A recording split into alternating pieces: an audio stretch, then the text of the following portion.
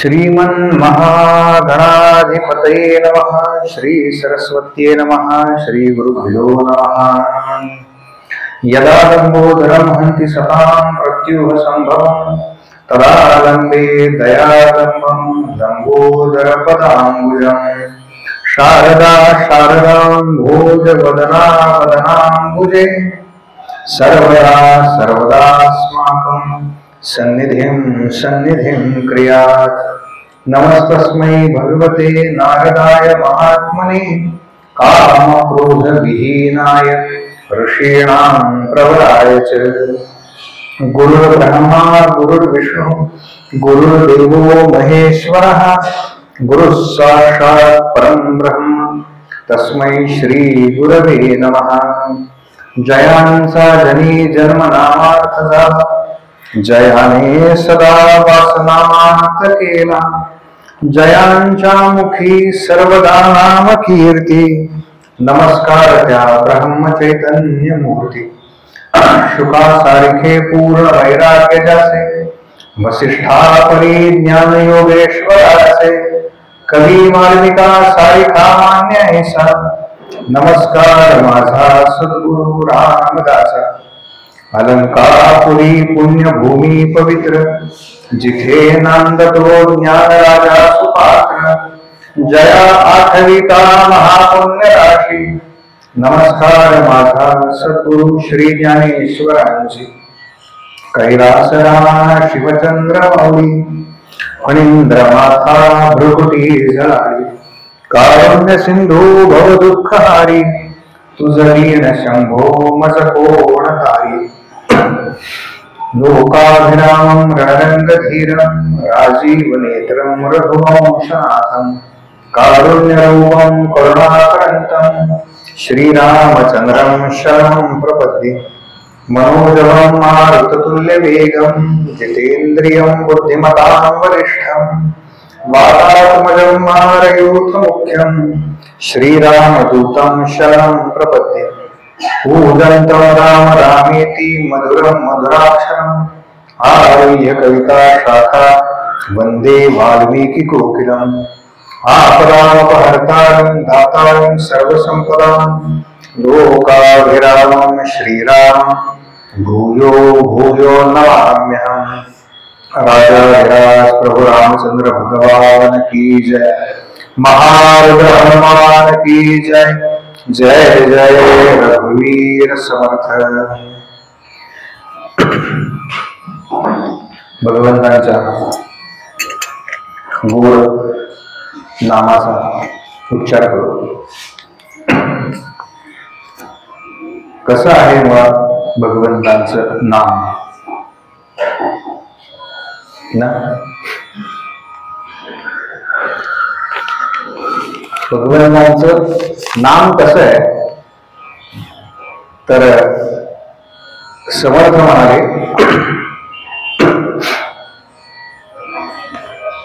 बहु चांगले नाम या राघवाचे। बहु चांगले नाम या राघवाचे अति साजरे स्वल्प सोपे फुकाचे करी मूळ निर्मूळ घेता भवाचे जीवा मानवा हेची कैवल्य साचे।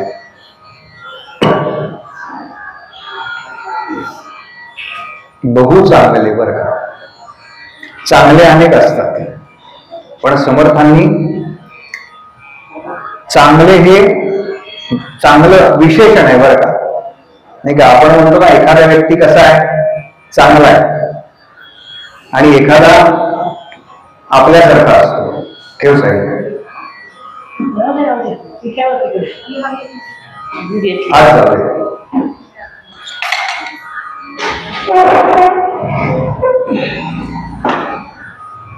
एखादा चांगला असतो आणि एखादा आपल्यासारखा असतो. आपल्यासारखा म्हणजे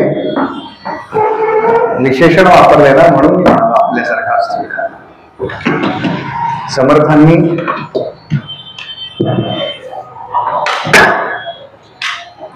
त्या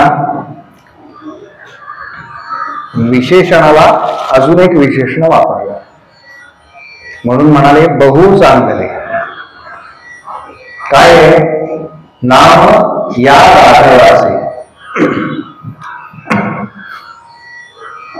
आता या हा शब्द सुद्धा म्हणजे समर्थांनी अनेक वेळेला वापरलाय, संतांनी तर वेगवेगळ्या संतांनी वेगवेगळ्या वेळेला वापरलाय. मना सज्जना भक्ती पंथेची जावे, तरी श्रीहरी पावी जेतो स्वभाव. कसं आहे म्हणाले तर या राघवाचे. या म्हणजे कुठल्या? बघा गंमत, आपण या कोणाला म्हणतो? म्हणजे हे दोघं उशिरा आले तेव्हा मी म्हणायला पाहिजे या.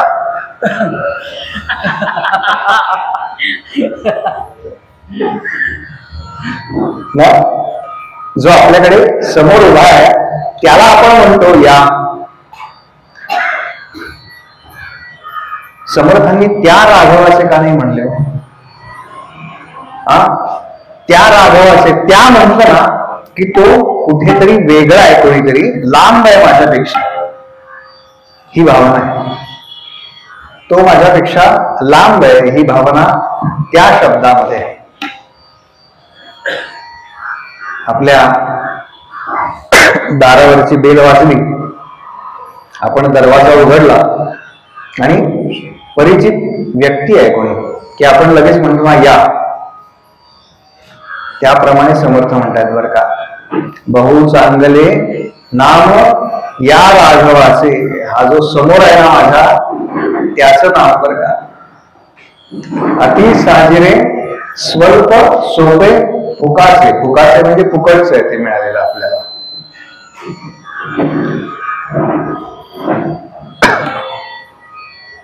करी मूळ निर्मूळ घेता भावाचे.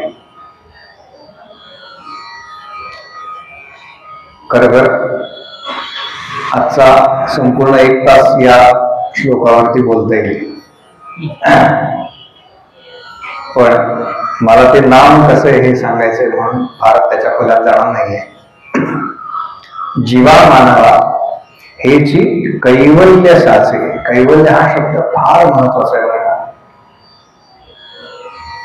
नाथांनी तर माऊलींचं वर्णन करताना हा शब्द वापरलाय. कैवल्याचा पुतळा आहे माऊलींना. कैवल्याचा पुतळा प्रगटला भूतळा. काय कैवल्य कैवल्य कैवल्य म्हणजे काय आहे? एक होमवर्क देतो, जरा उद्या येताना याच्यावर विचार करूया.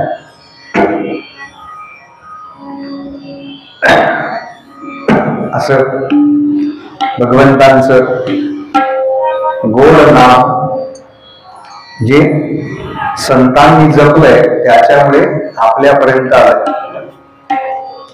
जे संतांनी जपलंय ते आपण जपूया आणि मग आजच्या कथा भागाला सुरुवात करूया.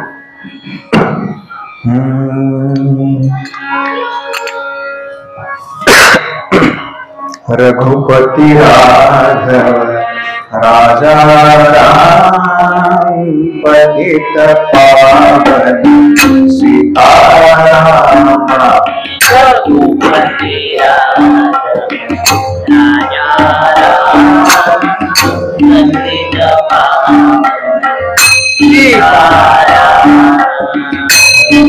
रघुपति राघव पतित पावन सीताराम।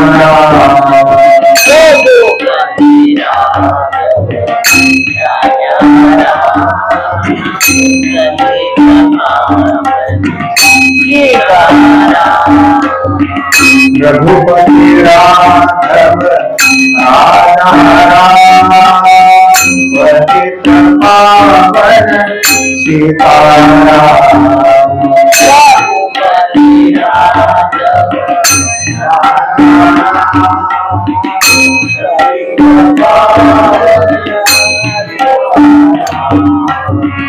रघुपति राघव राजा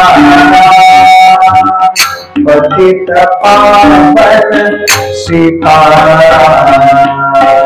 रघुपति राघव राजा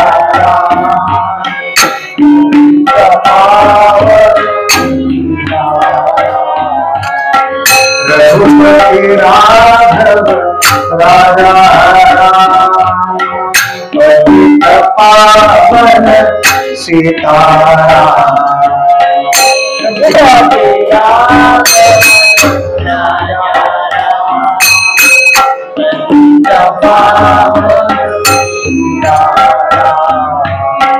रघुपति राघव राजा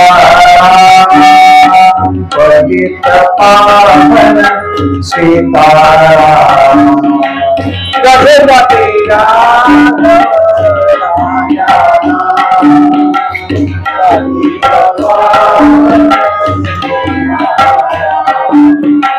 रघुपति राघव राजा पतित पावन सीताराम।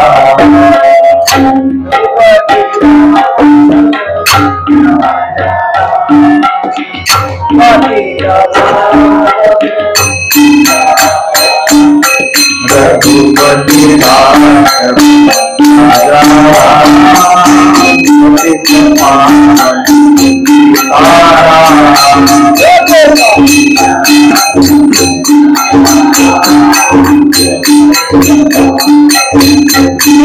राजा पतित पावन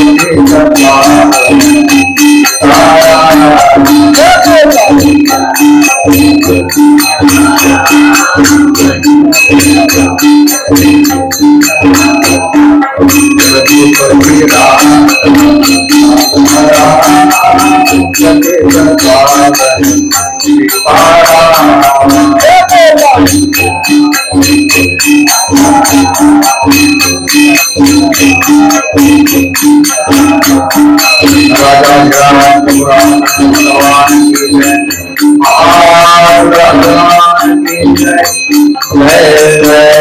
रघुपति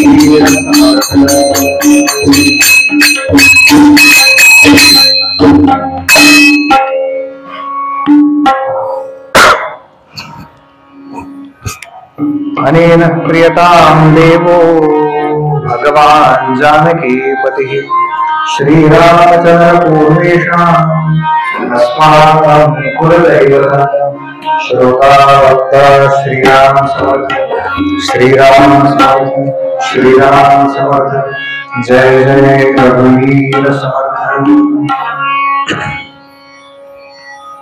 या 2 तारखेपासून 22 तारखेपर्यंत जी रामकथा आपण श्रवण करणार आहोत, आधी 24 तारखेपर्यंत होती, पण 2 दिवस हा मला तुमच्या चेहऱ्यावरचं लगेच हे लक्षात आलं, पण 22 तारखेपर्यंत म्हणजे पुढचा सप्ताह ज्यांना दिलाय त्यांना व्यवस्थित तो पूर्ण करता येईल याच्याकरता म्हणून 22 तारखेपर्यंत म्हणजे पुढच्या रविवारपर्यंत आपल्याला ती श्रवण करायची आहे। या श्रवणासाठी जे भाविक श्रोते साधक तत्वचिंतक कला उपासक वैदिक याज्ञिक उपस्थित सर्व माता बंधू भगिनी या सर्वांच्या हृदयस्थ परमात्म्याला वंदन करतो। माझे दोन्ही साथीदार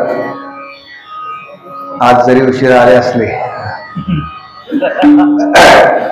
उद्या ते नाही येत बरं का, मला आधीच त्यांनी सांगितलंय. हा, अशा दोघांना वंदन करतो. स्वामीजी उशिरा आहेत, स्वामीजींना स्वतंत्र वंदन करतो. आणि आजच्या कथावादाला सुरुवात करण्यापूर्वी एक श्लोकी रामायणाचा पाठ करू. त्यानंतर साई उद्या असल्यामुळे आपल्याला एक छान भजन ऐकवणार आहे आणि मग आजची कथा बघूया. आदौ राम तपोवनादि गमनम्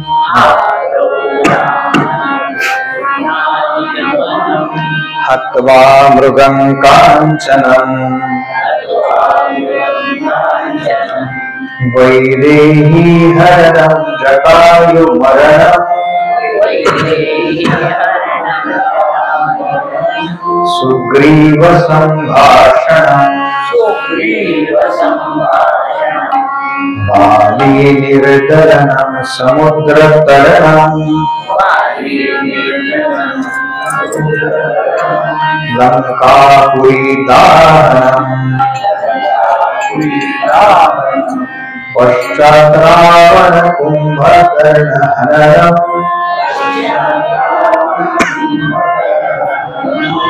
एतद्धि रामायणम्. राधाधराज प्रभु रामचंद्र भगवान की जय.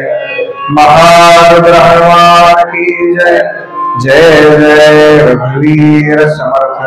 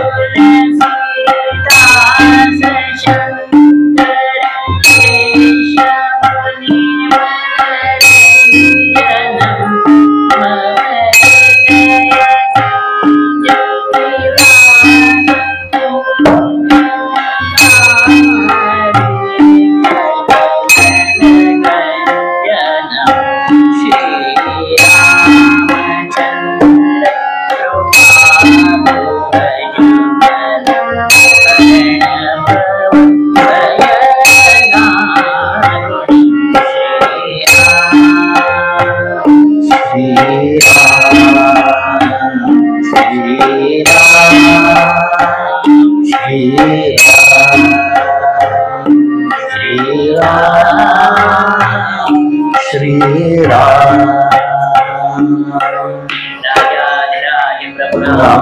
भगवान की जय, अमर भगवान की जय, जय जय रघुवीर समर्थ।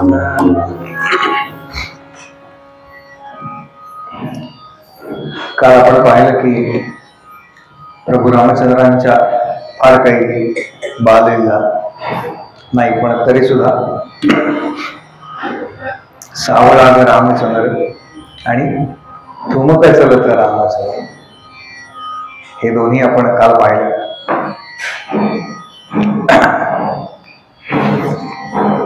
11व्या वर्षी या चारही भावंडांचं उपनयन झालं, 4 वर्ष विद्यार्जन झालं आणि आता 15 वर्षाचे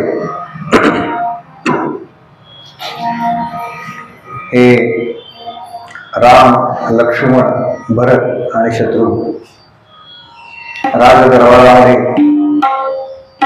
न्याय निवाडा कसा होतो, न्यायदान कसं होतं याचं प्रशिक्षण प्रत्यक्ष आपल्या वडिलांकडून म्हणजे दशरथ राजांकडून घेत आहे.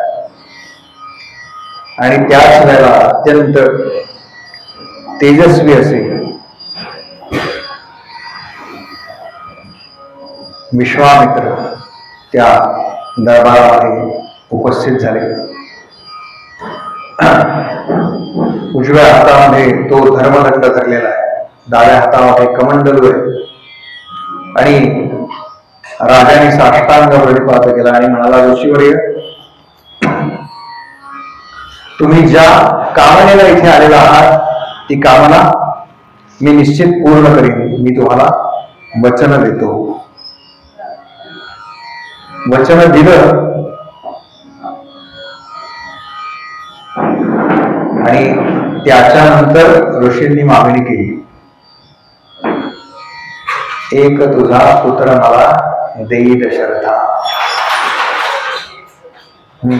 ज्येष्ठ तुझा पुत्र मला देई दशरथा.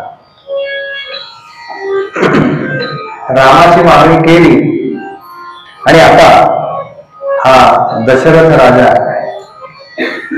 त्याच्या मनामध्ये जो संभ्रम आहे की राम 15 वर्षाचा आहे, तो कसा काय या असुरांना मारणार, तेव्हा तुम्ही असं करा, त्याच्या ऐवजी मला घेऊन जा, मला घेऊन जा.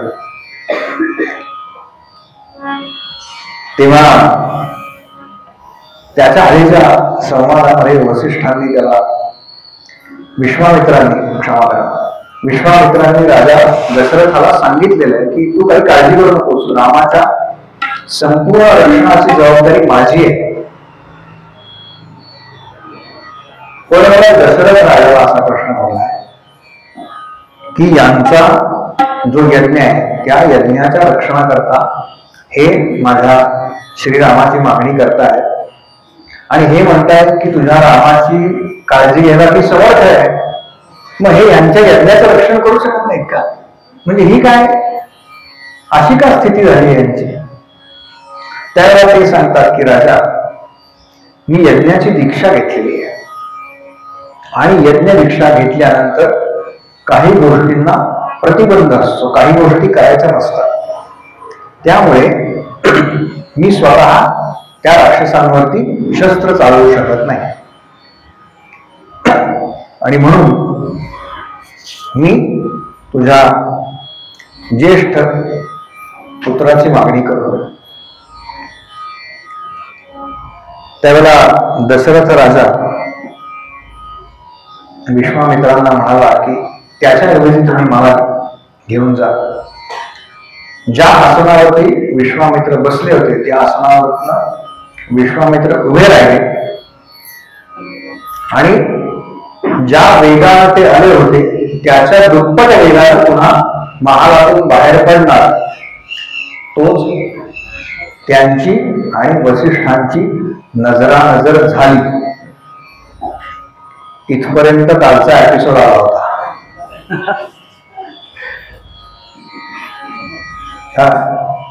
म्हणजे मग आता क्लिअर होतं ना कुठनं सुरू झाली सिरियल आता. कालचा त्या दोघांनी एकमेकांकडे फक्त पाहिलं आणि वसिष्ठांच्या लक्षात आलं की विश्वामित्र कोणत्या कारणासाठी म्हणून इथे आलेले. त्यांना यज्ञाचं रक्षण करणं हा फार फार मोठा भाग नाहीये त्यांच्याकरता. तर रामाला पुढे जे कार्य करायचं आहे त्याच्याकरता ज्या अस्त्रांची गरज आहे, ज्या दिव्य विद्यांची गरज आहे त्या विद्या प्रदान करण्याकरता म्हणून या ठिकाणी विश्वामित्र आलेले आहेत. काही अस्त्रांची नावं दिली आहेत ती सांगणार आहे, पण किती अस्त्र दिली आहेत तर असं सांगतात ह्या प्रवासामध्ये विश्वामित्रांनी प्रभू रामचंद्रांना 200 प्रकारची वेगवेगळी अस्त्र दिलेली आहेत, जी पुढे रावणाबरोबर होणारं जे मोठं युद्ध आहे त्या युद्धामध्ये त्यांना उपयोगी पडतील. काही संत तर फार छान सांगतात बरं का याच्याबद्दल. म्हणजे वाल्मिकी फार सरळ बोलतात ना असं मी म्हणालो पहिल्याच दिवशी. फार ते इकडे तिकडे जात नाही, शृंगारीत काही बोलत नाही. रामायण जर व्यासांनी लिहिलं असतं तर व्यासांनी त्या रामचंद्रांच्या शृंगाराचं वर्णन केलं असतं. ते रामो विग्रहवान धर्मा वगैरे सगळं नंतर. एक संत म्हणतात की यांच्या मातांनी मला अडवलं नाही का यांना. राम आणि लक्ष्मण गेले तेव्हा मातांनी अगदी सहज परवानगी दिली. याचं कारण आहे, का दिली म्हणाले तर विश्वामित्र त्यांच्या मातांना जाऊन म्हणाले मी माझ्या बरोबर रामाला का घेऊन चाललोय माहितीये का तुम्हाला. माझ्या पाहण्यात एक चांगली मुलगी आहे. काय बघा संत, काय जबरदस्त असेल बघा, काय संतांचं प्रेम आहे या भगवंतांवरती. आणि त्यामुळे ते असा विचार करू शकतात बरं का. बघा ना मातेचं हृदय किती कोमल असतं, तिच्या मनात एकच विचार असतो बरं का, मुलगा मोठा झाला. सत्य मुलगा मोठा झाला की केव्हा एकदा याचे दोनाचे 4 होतात. याचे एकदा दोनाचे 4 झाले म्हणजे तो सुखी. ज्याचे दोनाचे 4 झाले आणि तो सुखी झालाय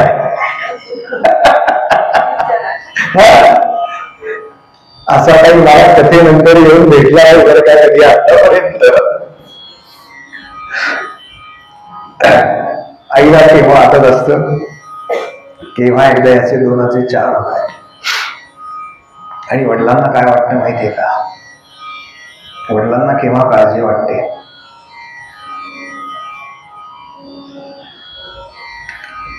जेव्हा त्यांची कन्या उपवर होते.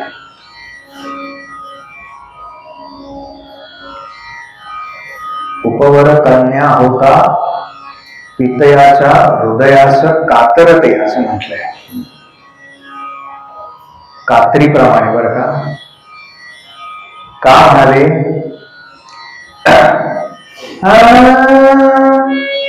उपवर कन्या होता. विवाह योग्य झाली ना एकदा कन्या. परवा आपण विवाह करणार आहोत बरं का, तेव्हा ज्यांना कन्यादानाचं पुण्य हवं असेल ना त्यांनी सीता मातोश्रींच्या बाजूला उभं राहायचंय बरं का. जानकी देवींच्या बाजूला उभं राहा आणि मग तुम्हाला लक्षात येईल की काय असतं ते. मातृवर्गाला समजू शकतं काय ती अवस्था आहे. उपवर कन्या होता पितयाच्या हृदयास कातरते. काय कारण? सासर सागर पार कशी जाय. ही एकदा सासरी गेल्यानंतर सगळं काही ठीक होईल ना व्हायचं, हेची मनी कातरते. त्या सासर सागरामध्ये ही तरुण जाईल ना, या काळजीनं पित्याचं हृदय कातर होतं बरं का. आणि विश्वामित्रांनी म्हणाले या चौघांच्या मातांना असं सांगितलं की काही काळजी करू नका, माझ्या पाहण्यात एक छान मुलगी आहे, तिची आणि रामाची गाठ घालून देतो वगैरे. मातांना बरं वाटलं म्हणून मातांनी म्हणाले काही आडेवेडे घेतले नाही, जा म्हणाले घेऊन. एकदा त्यांनी पास केली ना मुलगी किंवा आम्हाला काही काळजी नाही. पण त्याकरता नाही नेलं बरं का. वाल्मिकी रामायणात तसं काही उल्लेख नाही. मी फक्त संतांच्या कल्पना सांगितल्या. संतांच्या कल्पना ह्या नेहमीच प्रेमभावाच्या असतात. कारण संतांकडे दुसरा भावच नाही. व्यवहारामध्ये संत एकाच नजरेने सगळ्यांकडे पाहत असतात बरं. तो म्हणजे भक्तिप्रेम. याच्याशिवाय दुसरा भाव संतांकडे नाही.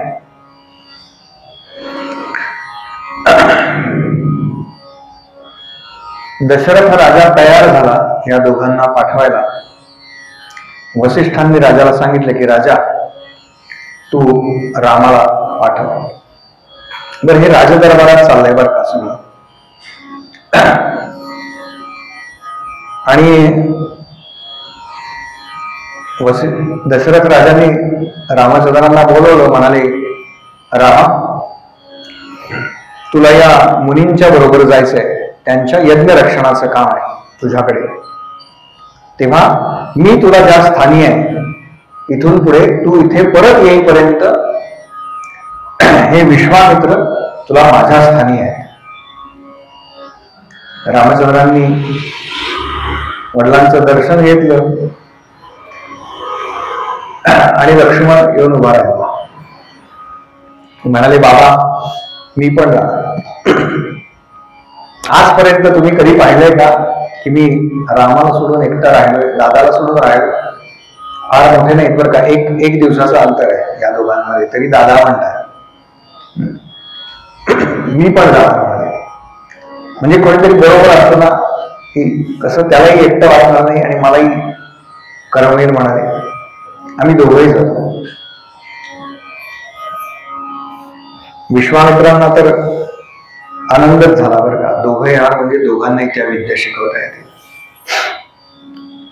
आणि चला म्हणाले. चला म्हणाल्यानंतर कसे गेलेत माहितीये का? हे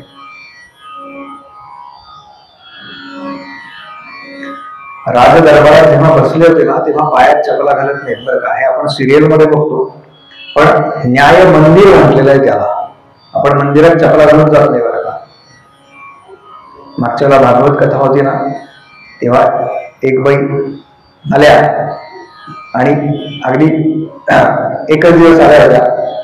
सगळे बसले होते आणि त्या थेट आत आल्या बरं का. तुम्ही म्हटलं अहो चपला काढा, असं म्हणजे तिथल्या महिलांनी सांगितलं चपला काढून बसा, चपला काढा, चपला काढा. मी म्हटलं हरकत नाही, त्यांना सवय नाहीये बहुतेक मंदिरात जायची. काय ना तो संस्कार आपल्यावर होणं गरजेचं आहे. याच्या करता तरी किमान मंदिरात जायला पाहिजे.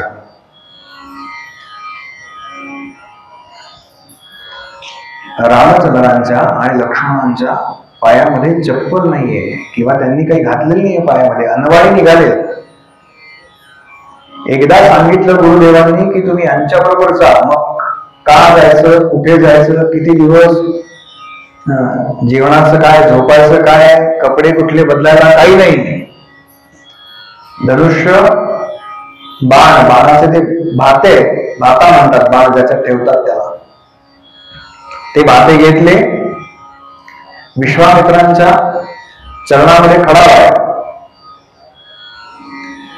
निघाले, दरवाजापर्यंत आले. दशरथ राजाने अडवलं, म्हणाले अहो तुम्ही राजकुमारांना घेऊन जाताय, तेव्हा मी असं एक करतो, तुमच्याकरता रथाची व्यवस्था करतो म्हणाले.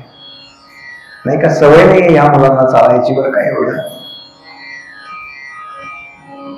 आपण नाही का लहान मुलाला किती जपतो बघा, टू व्हीलरवर नको बरं का, प्रदूषणाचा त्रास होईल त्याला, फोर व्हीलर बंद नाही होणार. अयोध्येचे सम्राट आहे तो. विश्वामित्र म्हणाले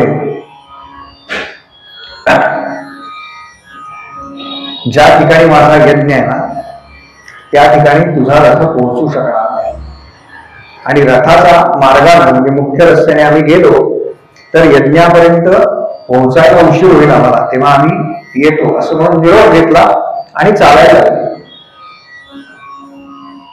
या दोघांच्या पायामध्ये काहीही नाही, आणि विश्वामित्र सगळ्यात पुढे आहे, त्यांच्या पाठीमागे रामचंद्र आहे आणि त्यांच्या पाठीमागे लक्ष्मणजी आहे.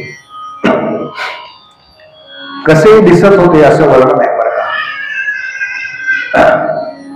म्हणजे राम आणि लक्ष्मण कसे दिसत होते म्हणाले, 3 फण्यांचा सर्प जसा चालतो ना तसे दिसत होते. कारण काय तर ह्या बाजूला डाव्या बाजूला किंवा उजव्या बाजूला तुम्ही भाता जसा अडकवाल तर त्याप्रमाणे तो दिसतो. म्हणजे डाव्या हातामध्ये धनुष्य धरलेले, धनुष्याचा जर आकार बघितला तर त्याच्यावरती टोकाला असं गोलाकार केलं असतं ती प्रत्यंच्या अडकवण्याकरता.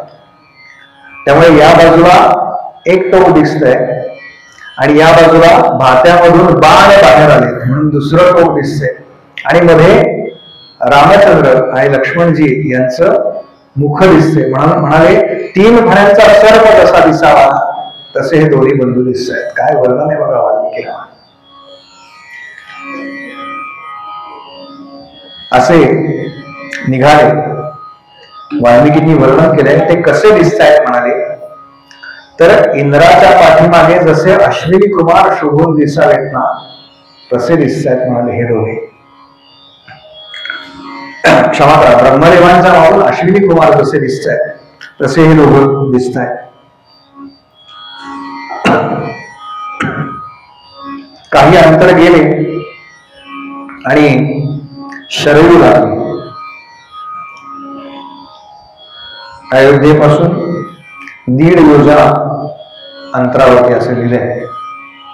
साधारण 1 योजना म्हणजे आपल्या व्यवहारामध्ये 8 किलोमीटर असं म्हणतात. म्हणजे जो पूतनेचा देह पडला होता तर त्यात योजना हा शब्द आहे, तिथे हे युनिट आलेलं आहे, प्रमाण. तर असा 1.5 योजना अंतर पार झालं आणि शरयू लागली. तेव्हा विश्वामित्रांनी सांगितलं की तुम्ही आता आचमन करून घ्या, ही संध्यावंदनाची वेळ आहे. संध्यावंदन झालं की मी तुम्हाला इथून पुढच्या प्रवासामध्ये जी अत्यंत महत्वाची विद्या आहे ती विद्या प्रदान करणार आहे. आणि तिथे या दोघांना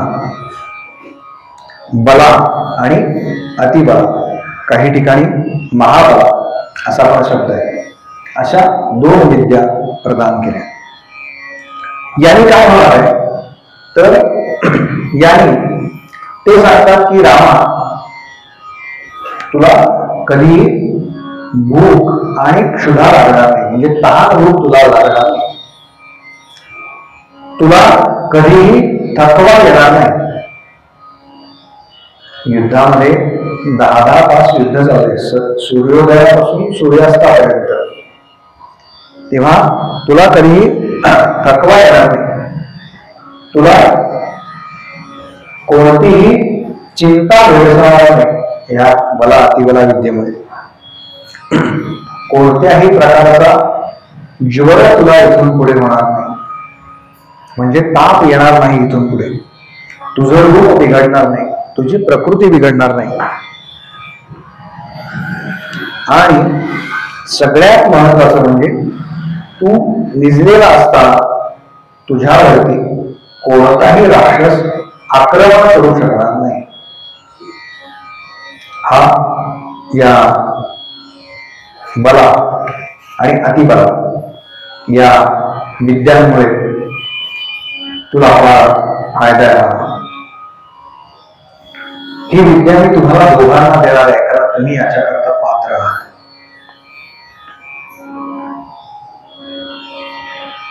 ह्या विद्या मला कुठून मिळाल्या, तर ते सांगतात की या विद्या मिळवण्याकरता मी दीर्घकालीन तपश्चर्या केली आणि या तपश्चर्याचं फलस्वरूप मला या विद्या प्राप्त झालेल्या आहेत. पण तुम्हाला पुढच्या कार्यामध्ये माझ्यापेक्षा अधिक ह्या विद्यांची गरज तुम्हाला जास्त आहे, म्हणून मी त्या तुम्हाला प्रदान करणार आहे. ती विद्या प्रदान केली म्हणजे त्याचे मंत्र सांगितले प्रभू रामचंद्रांकडनं. त्या सगळ्या मंत्रांचा उच्चार करून घेतला, लक्ष्मणांकडनं त्या मंत्रांचा उच्चार करून घेतला आणि त्यांना सांगितलं की आज आता रात्र झालेली आहे, तेव्हा आपण इथेच थांबूया. आपल्याकडे काही नियम जे आहेत ना, की सूर्योदयापासून सूर्यास्तापर्यंत काही गोष्टी करायच्या. याचं कारण असं आहे की रात्रीची जी वेळ आहे ती अनिष्ट मानलेली आहे. काही शारीरिक हालचाली करतात, विशेष करून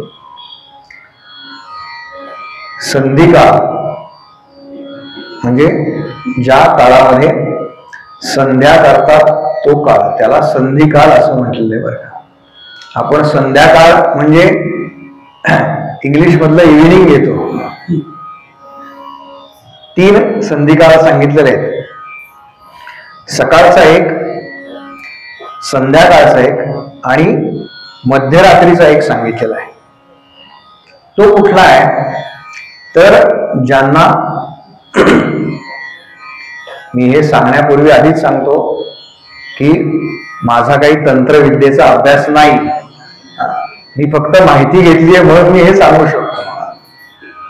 ज्यांना तंत्रविद्येचा अभ्यास करायचा आहे तर त्यांच्याकरता तो जो मध्यरात्रीचा जो काळ सांगितलाय ना, तर त्या काळामध्ये काही संध्यावंदनातले श्लोक म्हणायला सांगितलेत किंवा काही उपासना सांगितल्यात, पण बाकी सगळ्यांकरता सूर्योदया पूर्वी साधारण 50 मिनिटं आणि सूर्योदया नंतरची 50 मिनिटं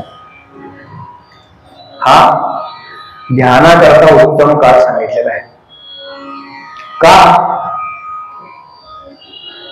ब्राह्म मुहूर्तावर ध्यान करा असं जे आपल्याकडे सांगितलंय, हे का सांगितलंय कधी आपण विचार करतो का? हे का सांगितलंय याचं कारण आहे की त्यावेळेला ज्याला आत्ताच्या भाषेत कॉस्मिक एनर्जी म्हणतात, एक विशिष्ट प्रकारची ऊर्जा आहे, ती सगळ्यात जास्त कार्यरत असते. म्हणून पहाटेच्या वेळेला ध्यान करावं असं सांगितलेलं आहे. गंमत बघा, पहाटे जी झोप लागते की नाही त्याला साखर झोप असं म्हटलेलं आहे. कथा, कीर्तन, प्रवचन याच्यात जी झोप लागते ना त्याला सुद्धा साखर झोप म्हटलेलं नाही. सकाळच्या झोपेला का म्हटलंय साखर झोप? कारण त्या काळामध्ये कॉस्मिक एनर्जी जास्त आहे, त्यामुळे गाढ निद्रा हा जो प्रकार आहे ना तो तेवढ्या करता सांगितलेला आहे. पण तो काळ हा ध्यानाकरता अत्यंत महत्वाचा मानलेला आहे. रात्री या सगळ्याचं ज्ञान या दोघांना दिलं आणि एका आश्रमामध्ये राहिले असा उल्लेख आहे. हे तिघ जण त्या आश्रमातले ऋषी सुद्धा आले होते आणि रामांना सवय नाही एवढं चालण्याची, लक्ष्मणाला पण सवय नाही. राजकुमार आहेत ना दोघं अयोध्येचे, गाढ झोपलेत बरं का. विश्वामित्र उठले आणि त्यांनी बघितलं हे दोघे झोपलेले आणि काल मी जे श्लोक सांगितले ते इथे विश्वामित्रांनी प्रभू रामचंद्रांना उठवण्याकरता वापरले बरं का.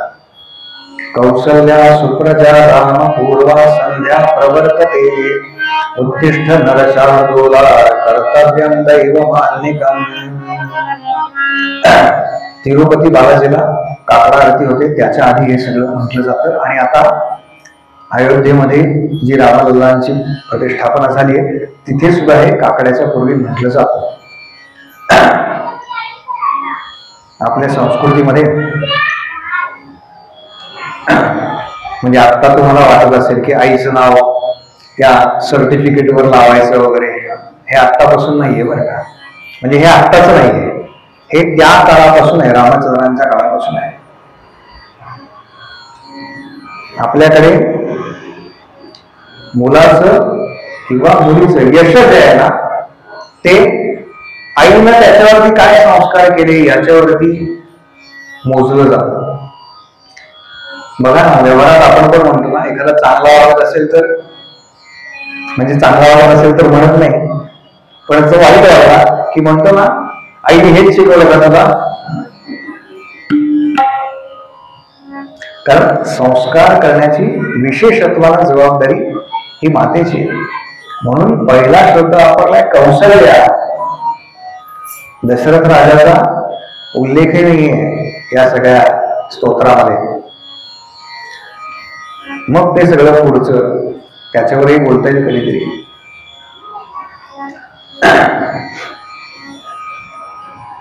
रामचंद्रांना उठवलं, त्यांना अन्निक करायला लावलं आणि पुढे निघाले. शरयू मध्ये आली, शरयू पर्यंत पोहोचले. असं सांगतात की तिथल्या ऋषींनी एक नाव तयार करून दिली आणि ती शरयूमध्ये यांनी सोडली.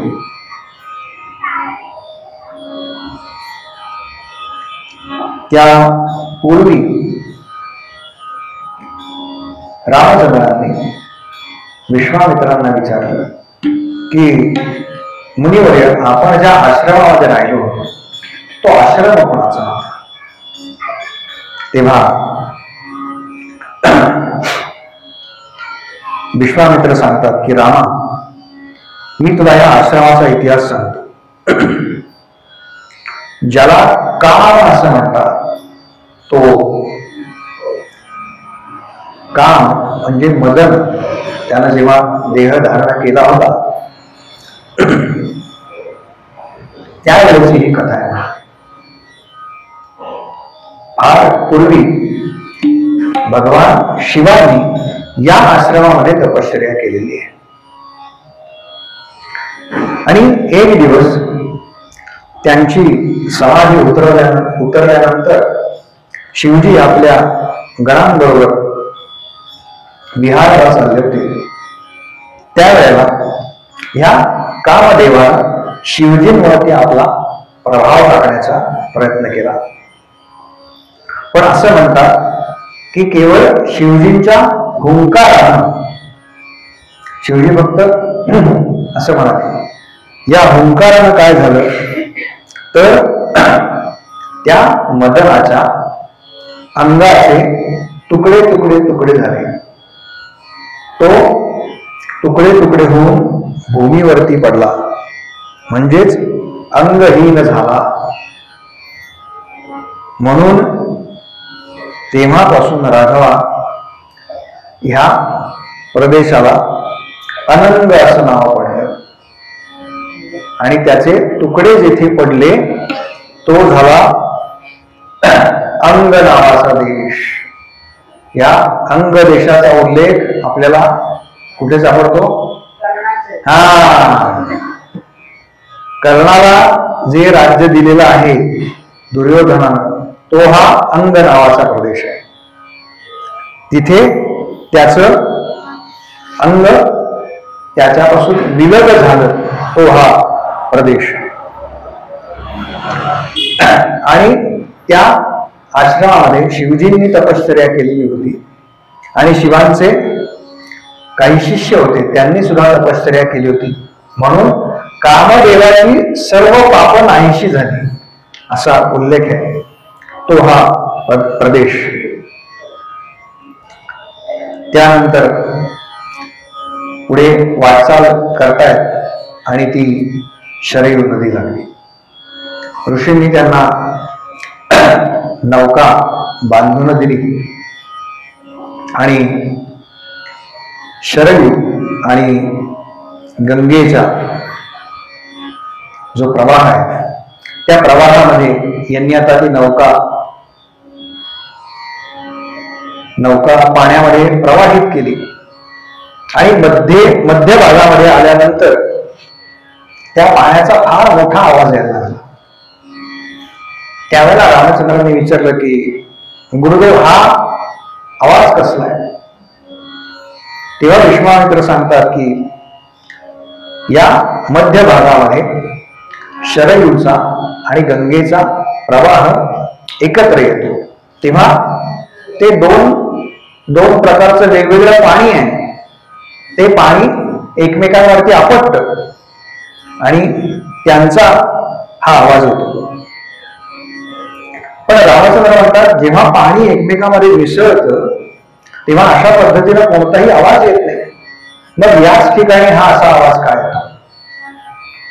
तेव्हा विश्वामित्र सांगतात रामा, कैलास पर्वतावरती एक सरोवर आहे जे ब्रह्मदेवांनी त्यांच्या मनशक्तीद्वारे निर्माण केलेलं आहे आणि म्हणून त्याला मानस सरोवर असं म्हणतात. मानस सरोवराच्या परिक्रमेला जातो की नाही आपण त्या परिसरामध्ये, ते हे मानस सरोवर बरं का. आणि त्यातून ही नदी उगम पावली. मानस सरोवरातून जी पुढे सरकली म्हणून ती सरयू, आपण ते शरयू म्हणतो, अपभ्रंश त्याचा एक अर्थ, ती सरयू. पण ती सरयू जी आहे ती ह्या गंगेच्या पाण्यामध्ये या ठिकाणी एकरूप होते आणि म्हणून या पाण्याचा मोठा आवाज होतो. तेव्हा रामा, तू या संगमातल्या पाण्याला प्रणाम कर, वंदन कर, कारण तुझ्या पूर्वजांनी फार कष्ट घेतलेत ह्या सगळ्या करता. त्या ठिकाणी वंदन करून पुढच्या किनाऱ्याला ती नाव लागली आणि तिथून जात असताना एक अरण्य दृष्टी मला पडली. तेव्हा रामाने विचारलं की गुरुदेव, हे अरण्य फार दुर्गम दिसतंय, इथे भयानक हिंस्र असे पशु वावरत असणार. तेव्हा मला सांगा, हे वन कोणाचं आहे, इथे कोण राहतं, ही सगळी माहिती तुम्ही मला सांगा. तेव्हा विश्वामित्र म्हणतात रघुनंदना,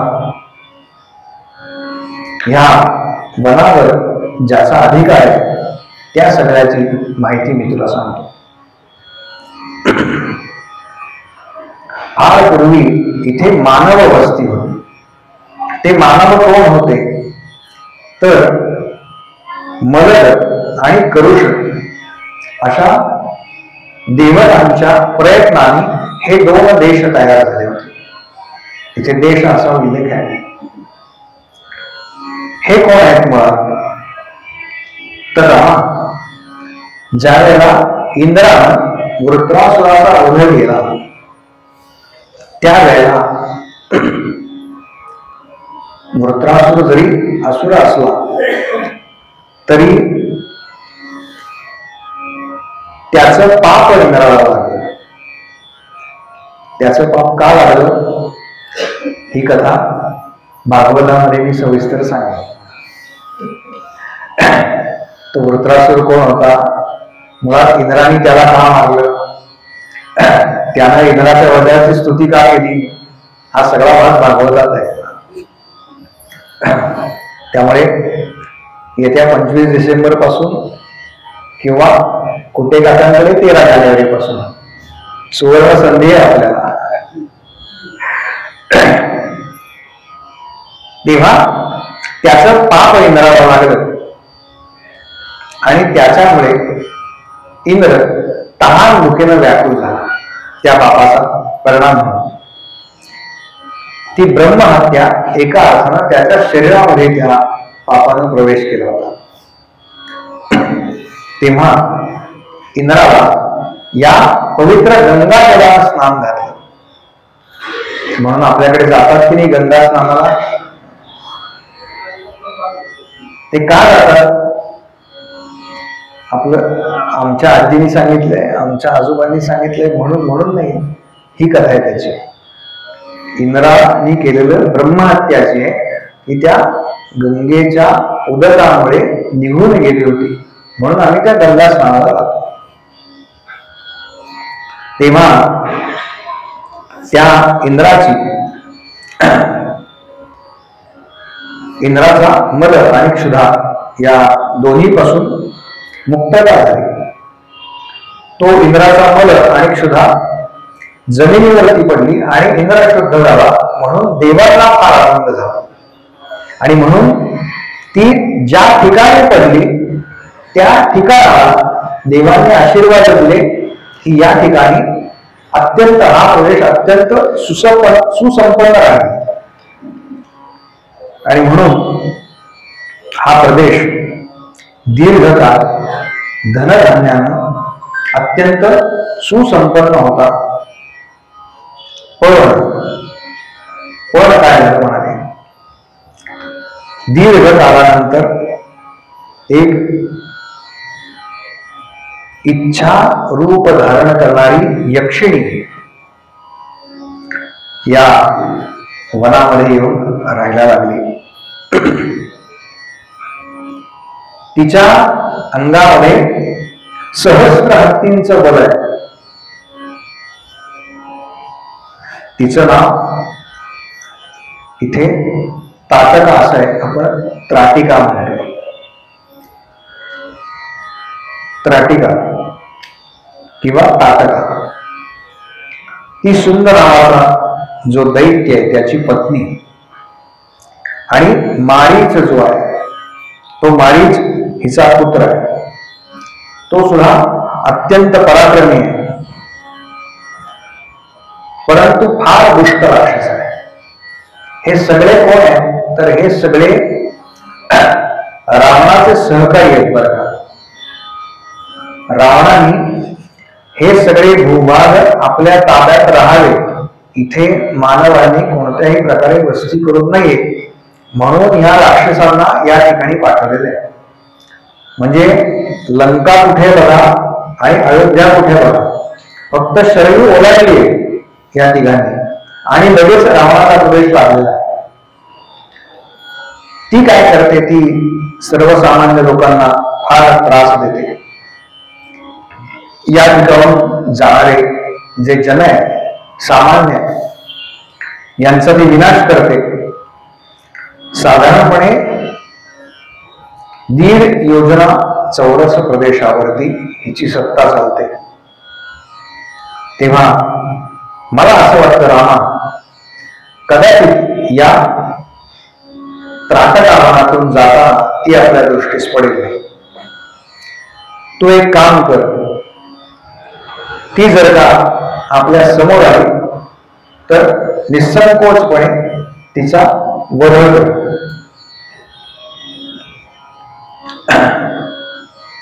गुरुदेवांनी सांगितलंय निसंकोचपणे तिचा वध करून टाक.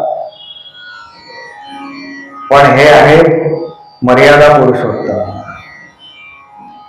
ते म्हणाले मुनिवर ती एक स्त्री आहे, यक्षिणी आहे, अबला असणार, तर तुम्ही आत्ता म्हणालात की तिच्यामध्ये 1000 हातींचं बळ आहे, सहस्त्र हातींचं बळ आहे, कसं काय म्हणाले? त्यावेळेला ती म्हणते, त्यावेळेला तिची कथा अशी सांगितली होते की सुकेतू नावाचा एक महान यक्ष होता. तो पराक्रमी होता आणि सदाचरणी होता, परंतु त्याला संतान नव्हतं. तेव्हा संतान प्राप्ती करता त्या सुकेतून तपश्चर्या केली, ब्रह्मदेव प्रसन्न झाले आणि त्यानं वर मागितला की मला संतान प्राप्ती व्हावी. तेव्हा ब्रह्मदेवानं तुला एक कन्या प्राप्त होईल असा वर दिला आणि ती कन्या म्हणजेच ही त्राटिका. आणि ब्रह्मदेवाच्या वरामुळेच तिला 1000 हत्तींचं बल प्राप्त झालेलं आहे. या सुकेतूला तिच्यानंतर दुसरं कुठलंही संतान झालेलं नाही. याचं कारण काय म्हणाले तर हीच इतकी विध्वंसक आहे. मुलगी असून जर मुलगा झाला तर अजून विध्वंसक व्हायचा, म्हणून ब्रह्मदेवाने यांना दुसरं संतान दिलं नाही असा उल्लेख आहे. आणि कन्या वयात आल्यानंतर जांभाचा पुत्र सुंद याच्याशी तिचा विवाह लावून दिला. काही काळानंतर तिला मारीच नावाचा पुत्र झाला. पण अगस्ती मुनींनी त्याला शाप दिला म्हणून तो राक्षस झाला. हे राक्षस, यक्ष, किन्नर हे वेगवेगळे आहेत. म्हणजे आपण सगळ्यांना जे सरसकट राक्षस म्हणतो ना तसं नाही येते, त्यांच्यामध्ये पण फरक आहे. आणि अगस्ती मुनींच्या शापानेच हा सुंदर मृत पावला. तेव्हापासून रामा ही त्राटिका या वनामध्ये फिरते. रामायण त्राटिकेचा वध तुझ्याशिवाय कुणीही करू शकत नाही. तुझ्याशिवाय दुसरा कोणताही वीर नाही जो या त्राटिकेला मारू शकेल. तेव्हा नरश्रेष्ठा, एका स्त्रीचा वध कसा करू ही शंका सुद्धा मनात आणू नकोस. याचं कारण प्रजेचं पालन करणाऱ्या राजानं प्रजेचं पालन करण्यामध्ये सगळ्यात महत्वाचं असतं ते म्हणजे कठोर कर्तव्य पालन. तेव्हा त्या कर्तव्य पालनाकरता जो प्रजेशी क्रूरपणे वागतो किंवा जो सदोष आहे त्याला शिक्षा करायला जो शासक आहे त्यानं मागे पुढे बघू नये. किंबहुना ही त्याचीच जबाबदारी असते. तेच धर्म कार्य मानलेलं आहे आणि तोच राजाचा खरा धर्म आहे. तेव्हा रामा, विष्णूनं सुद्धा पापाचरण करणाऱ्या स्त्रीचा वध केला होता, पण त्याला सुद्धा ते स्त्रीवधाचं पातक लागलं नाही. याचं कारण तो पालन करताय. या अर्थानं तू पालन करतायस अयोध्येचा, म्हणून तू निसंकोचपणे त्या त्राटिकेला मार. एका अर्थानं दशरथ राजाने तुला सांगितलं की हे विश्वामित्र ऋषी ज्या स्थानावरती मी आहे त्याच स्थानावरती आहे. या अर्थानं मी तुझा पिता आहे. तेव्हा पित्याची अवज्ञा कधी करू नकोस. म्हणून मी जे सांगतोय ते अत्यंत महत्वाचं आहे. रामा, या अरण्यामध्ये प्रवेश केला तर केव्हाही ती राक्षसीण प्रगट होईल, तेव्हा तू काय कर तर धनुष्य सिद्ध कर. धनुष्याला ती प्रत्यंचा लाव. प्रभू रामचंद्रांनी धनुष्याला ती प्रत्यंचा लावली आणि ती प्रत्यंचा लावतात आणि ते व्यवस्थित बांधलं गेलंय की नाही ती प्रत्यंचा, त्याच्याकडे ती ओढून बघतात. त्याचा जो आवाज आहे त्याला टणककार असा शब्द आहे. त्या टणककाराचा आवाज एवढा मोठा होता की तो दाही दिशा व्यापून टाकणारा होता आणि त्या आवाजामुळे ही त्राटिका जागी झाली असं म्हणतात. त्राटिका राक्षसिणीनं तो आवाज ऐकला आणि ती त्या ठिकाणी, तो जो आवाज आहे त्या ठिकाणी ती प्रगट झाली, त्या दिशेने ती आली असा उल्लेख आहे. त्यावेळेला लक्ष्मण असं म्हणतो की रामा, या यक्षिणीचा देह केवढा मोठा आणि विकृत आहे. सामान्य पुरुष जो आहे ना तो हिला पाहूनच आपला देह ठेवेल, एवढी दिसायलाच भयंकर आहे. आणि मायावी शक्तीमुळे ही किती अजिंक्य झाली बघा. कोण म्हणाले, जरी गुरुदेवांनी सांगितलेलं असलं तरी मी स्त्री वध करू इच्छित नाही, म्हणून मी काय करतो तर मी तिचं नाक आणि कान कापून टाकतो आणि तिला विद्रूप करतो. कारण स्त्री वध करू नये असं आपल्याला सांगितलंय आपल्या गुरुजींनी. आणि म्हणून लक्ष्मणानं पहिल्यांदा बाण चालवले, पण तिच्या बाणानं थोडाफार परिणाम तिच्यावरती झाला, पण ती थेट रामावरती चालू. ती चालून जेव्हा आली तेव्हा तिच्या त्या चालीमुळे इतकी प्रचंड धूळ उडाली की राम आणि लक्ष्मणांना समोर आतापर्यंत जे दृश्य होतं ते दिसणं असं बंद झालं. एवढी मोठी धूळ उडाली आणि ती राक्षसीण गायब झाली आकाशामध्ये.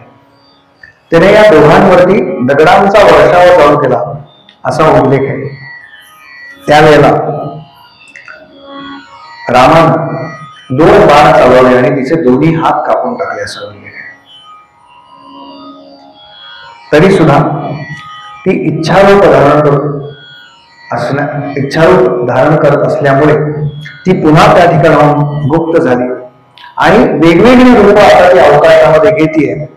आकाशातून पुन्हा दगडांचा वर्षाव करते. त्यावेळेला विश्वामित्र म्हणाले, रामा, ही महापापिणी आणि दुराचारिणी आहे. यज्ञामध्ये विघ्न आणण्यामध्ये ही सगळ्यात पुढे असते. तेव्हा मी तुला सांगतो की तू कोणताही पुढचा मागचा विचार करू नकोस. तू हिला ठार कर रामा, ठार कर. मार ही त्राटिका रामचंद्रा असं म्हणून रामाने एक बाण आपल्या धनुष्यावरती चढवला आणि ज्या दिशेला तिचा आवाज येत होता त्या दिशेला तो बाण सोडला आणि तिचं हृदय विदीर्ण केलं. ती धाडकन त्या त्राटका वनामध्ये कोसळली.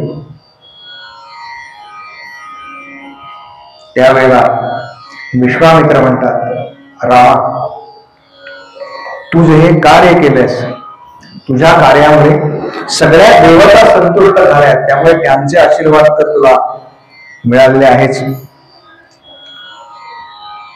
त्याचबरोबर आज आपण काय करू तर आज याच त्राटका वनामध्ये आपण रात्र काढू आणि उद्या पुढच्या प्रवासाला जाऊ.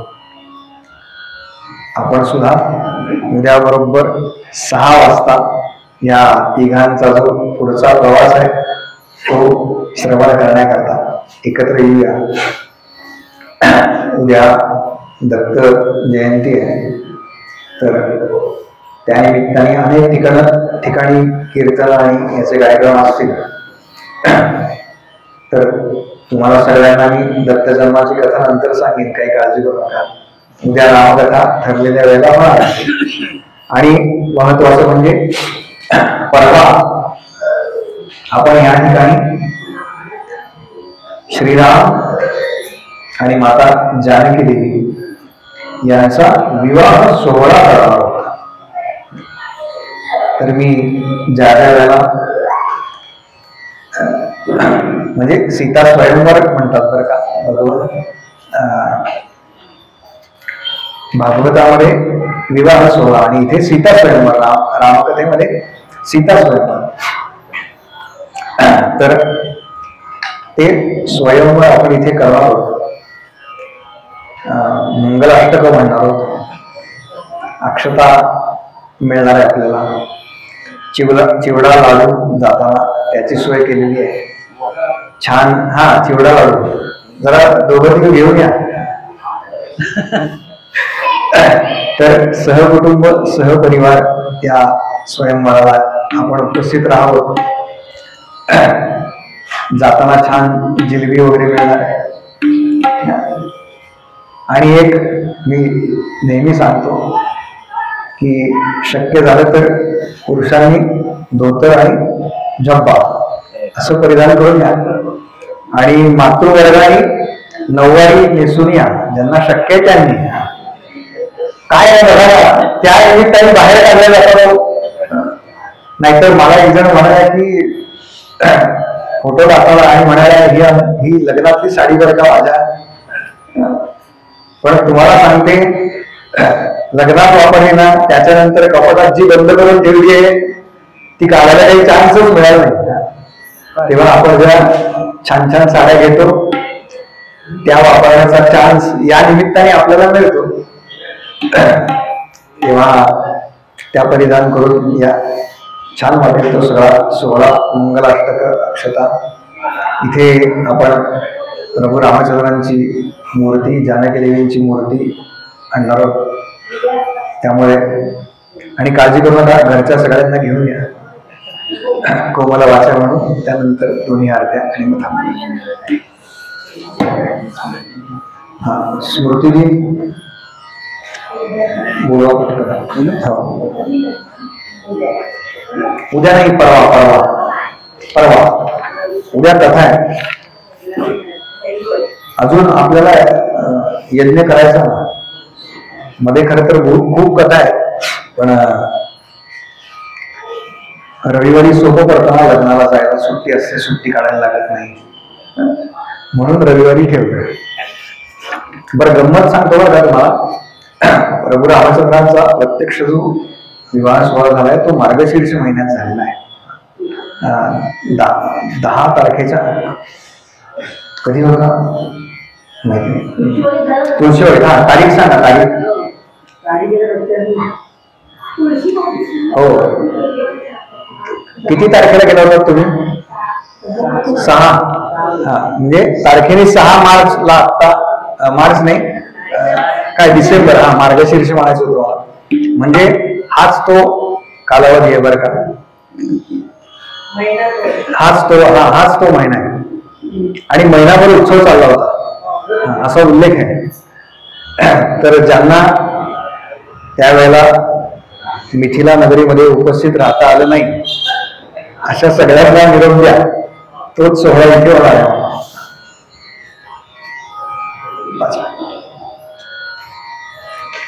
13 डिसेंबर स्मृती दिन आहे. कैलासवासी पार्वतीबाई गंगाधर पाटणकर आणि देणगीदार आहे सौ सुप्रिया प्रकाश जोशी. आणि सगळे वाचून नंतर एकच द्या. सगळे वाचून नंतर द्या.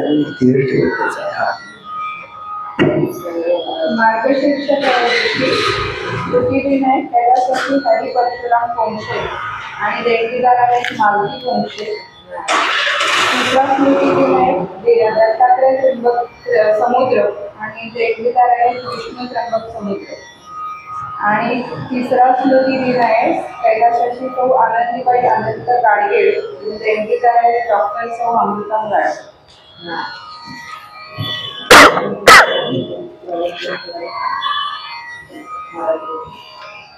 एकच द्या हा एकच द्या नंतर देवर्षी नारद महाराज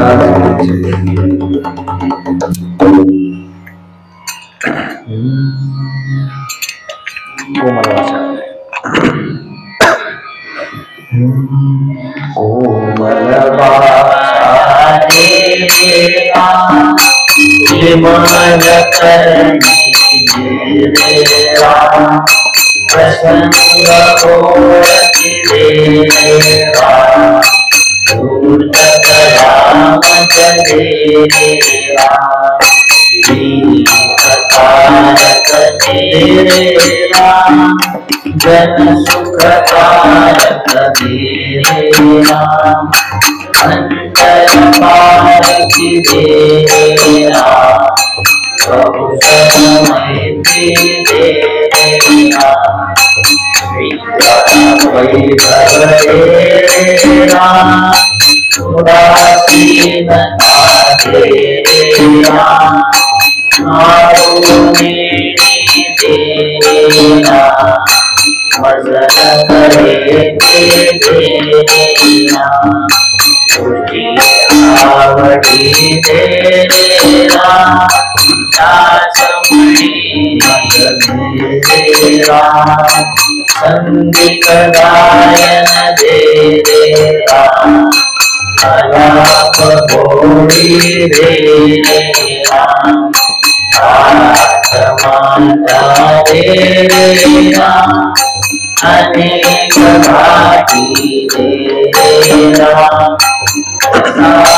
मुद्रा देवा गायक कामक देवा दस्तकारी देवा नृत्य करामक देवा प्रबंधसरी देवा शब्द मनोहर देवा सावधपण देवा बहुत पाठांतर देवा काशमणि रे सद्गुणमा उत्तम गुणमन देवा पावन विद्या देवा दीन दयाला देवा अभेद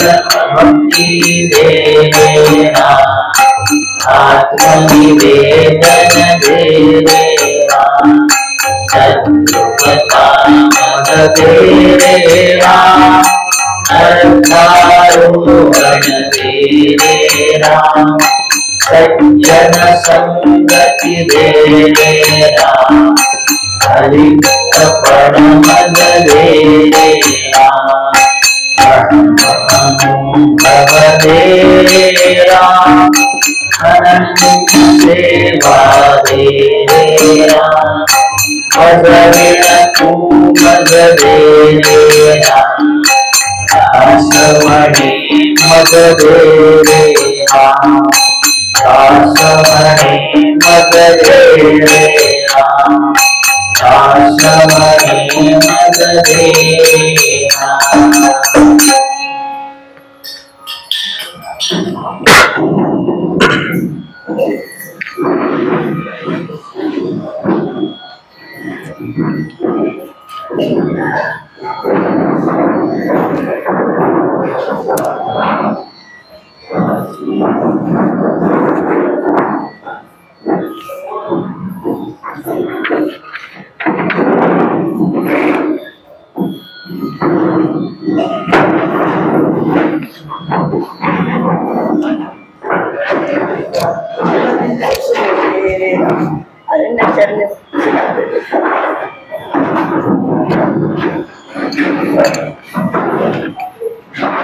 साकल्या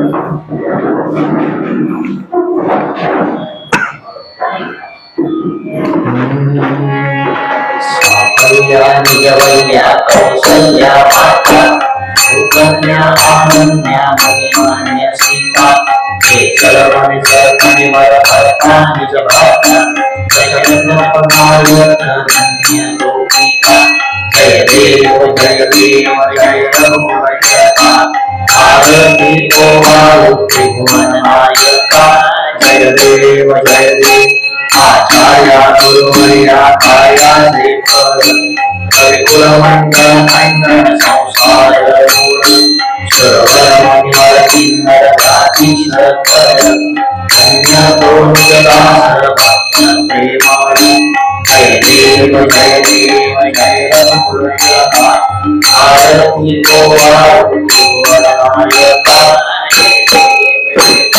सुंदरी आरवदनी कैवलमभूमिन्दर सिन्धुदरकरणी कराले ब्रह्माण्ड भागे त्रिभुवनी सुरवरणी शासकाय फलनी जय देव जय श्री हनुमंता तुमसे प्रसादे नाभिलोकांता जय देव तुम्हारे आकार लाभ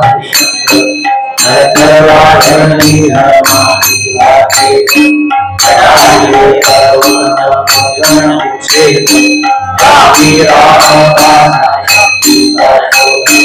जय देव श्री हनुमंता तुझे प्रसाद नाभिलोकांता जय देव नाभिलोकांता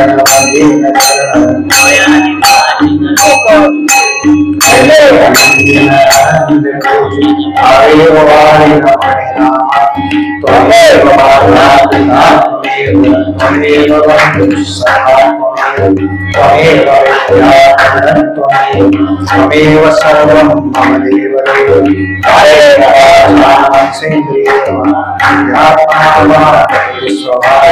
करोति यत् सर्वं परस्मै नारायणाय समर्पयामि अच्युतं कृष्णं